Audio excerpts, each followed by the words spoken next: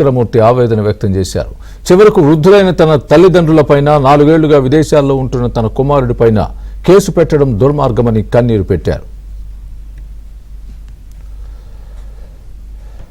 మంగళగిరిలో 2017లో 2,25,00,000తో స్థలం కొనుగోలు చేశామని, ప్రాపర్టీ ట్యాక్స్ కూడా తమ పేరుతోనే ఉన్నా ఇప్పుడు తప్పుడు డాక్యుమెంట్లతో ఇబ్బందులు పెడుతున్నారని ఆరోపించారు. న్యాయస్థానం ద్వారా పోరాటం చేసి తన స్థలం దక్కించుకుంటానని, తర్వాత ఆ స్థలాన్ని అధికారికంగా ట్రస్ట్కు రాసిస్తానని భాస్కరమూర్తి స్పష్టం చేశారు. నాకు చాలా బాధగా ఉందండి. పూజ్యులైన నా తల్లిదండ్రుల మీద నిరాధారమైన ఎప్పుడు కూడా వాళ్ళు అసలు షాపు కూడా రాని నా తల్లిగారు తండ్రి గారు అసలు ఆ ప్రాపర్టీలోకి ఇంతవరకు అడుగు పెట్టలేదు. వాళ్ళ మీద ఇలాంటి ఆరోపణలు చేయటం నాకు చాలా బాధగా ఉంది.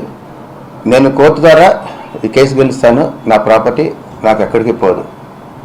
కానీ నా తల్లిదండ్రుల మీద ఇలాగ ఆరోపణలు చేసిన ఈ ప్రాపర్టీ మీద నాకు విరక్తి కలిగింది. ఈ ప్రాపర్టీ నాకు వద్దు, ఆ ప్రాపర్టీ మీద ఇన్కమ్ నాకు వద్దు.